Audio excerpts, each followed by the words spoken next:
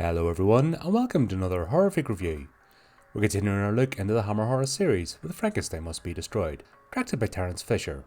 Baron Frankenstein, with the aid of a young doctor and his fiancée, kidnaps the mentally sick Dr. Brandt in order to perform the first brain transplant operation. Alright then folks, we're back with another Hammer horror, and yeah, this is a pretty decent one. It's another Warner Brothers 7 Hours production. When we get to the end of this series, I'm going to look at how the studio collaborations have affected the tone of the movies, because I've noticed that there's been quite a lot of various collaborations, like with Warner Brothers, Universal, Paramount, you name it, and we have seen a tonal shift. So I think at the end we'll do like a compilation through what actually affects these movies, or does it have any bearing at all. For all intents and purposes, this is another classic Hammer. Peter Cushing's back as Frankenstein. And we also have Veronica Carlson returning. She appeared in the last movie, Dracula's Risen from the Graves. So here we go, 2 Hammer horrors in a row, which is interesting to see. So this feels like a better follow-on.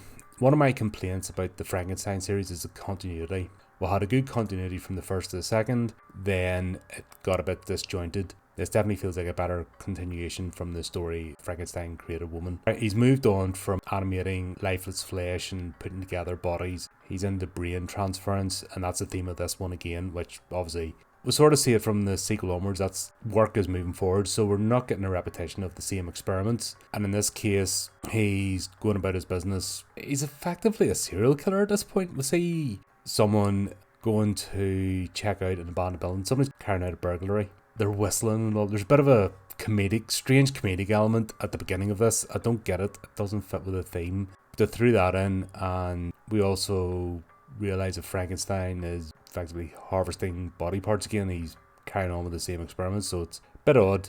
But he's forced to leave when things go wrong, and the police are chasing him.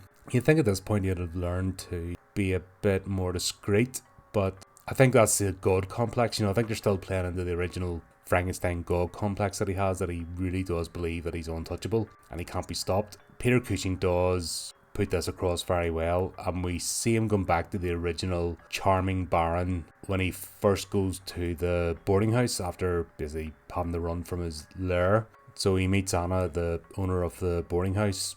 He's back to like the first movie's charming Frankenstein that he can turn on and off, but as we go along we see that he is basically a psychopath and he's a complete narcissist. It comes out very quickly, but that kind of got lost in the sequels up to this point, so it's nice to see them return to original form, so to speak, because that's what makes a character the character. And Peter Cushing's portrayal of him, he still hasn't learned to fight. There's a couple of fight scenes in this even at the beginning, and oh my god, Peter Cushing's not a fighter.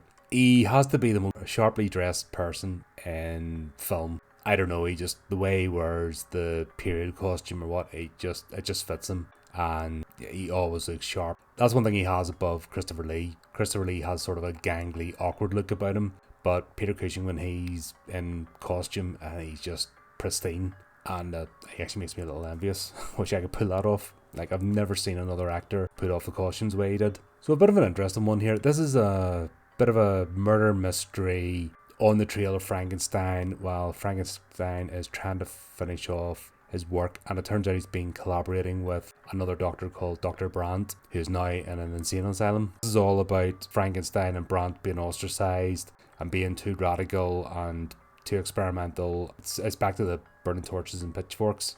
It's interesting how quickly things changed in the guest house. First of all, Frankenstein's meant to be keeping a low profile. He's going under the name of Fenner, so you'd think he'd just be quiet.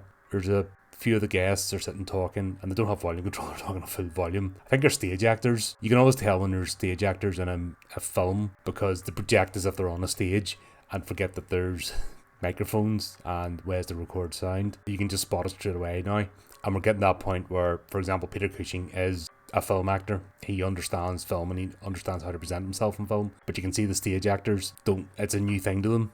But yeah, they're making conversation. He just can't sit idly by. He has to prove how intelligent he is. And I suppose that's an example of his feelings.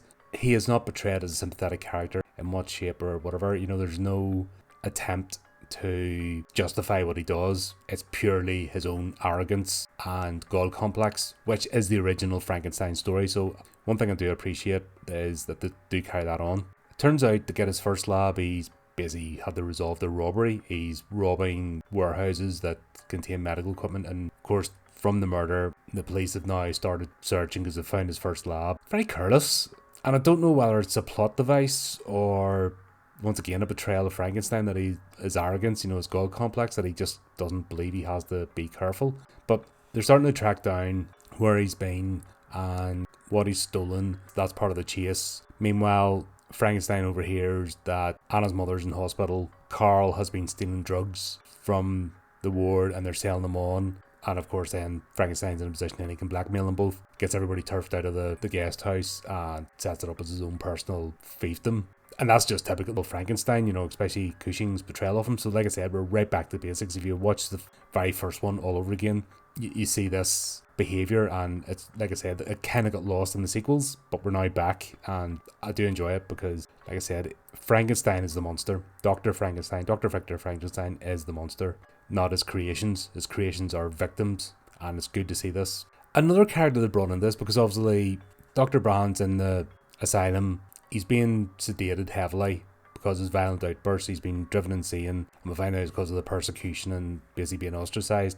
His wife, Ella Brand, I didn't think she was going to play as big a role as she did.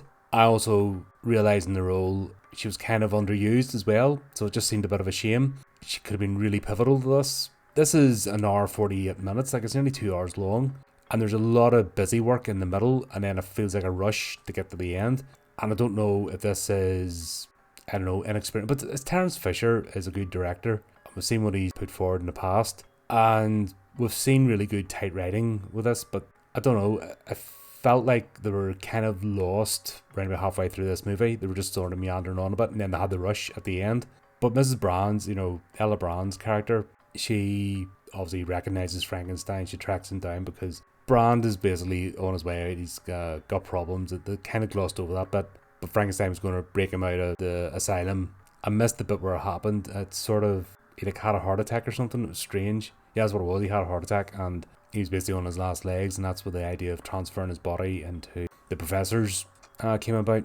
We've got the inspector in this who's carrying out the pursuit of Frankenstein, and honestly, he's a bit of an Inspector Clouseau, arrogant, snobby, but a bit useless to be honest. And he's just sort of there, more of a plot device. He didn't really take part in the movie. This has always been my complaint about the Hammer movies, is they've too many characters, and they don't keep it tight enough. I don't know why, but they always seem to have these extra characters, and they seem to have to find busy work for them something for them to do, where just keeping it to the central characters and really playing with the storyline and keeping it contained would tell a much better story and be more psychologically gripping than anything else. I think when they start, the police are going and they're raiding the place and they're making them move, and I think they're missing opportunities there for some really good character acting, because it just feels like they're rushing Frankenstein from place to place.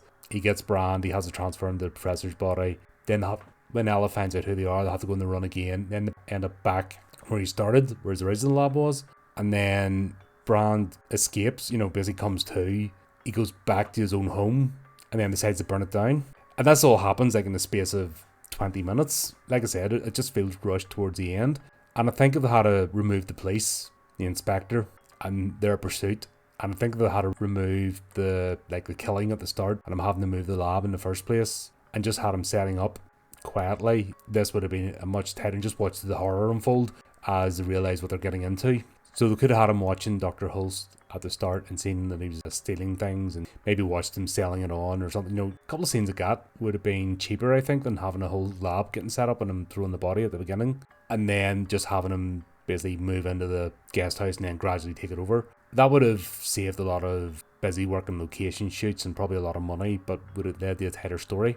Yeah, Brand come back to his home and then deciding he's going to burn it down was a bit strange. Also, Ella, she knows what the professor looks like, and somehow she can't get it in her head that her husband's in there. Or, I don't know. Like I said, she was a waste of a character. She had so much potential to be really integral to the plot, and they wasted it. And also, why did he burn the place down? I mean, he could have set a trap another way. There's other ways to do it, but they've used the burning house trope now about 3 times in the Frankenstein series, and it's getting a bit boring now. So of course it finishes off, the house is all burning down, and basically Brand hoists Baron Frankenstein over his shoulder and starts carrying him in, and that's the end of it. Once again, is he going to escape? Probably, because there's I think there's another 2 Frankenstein movies.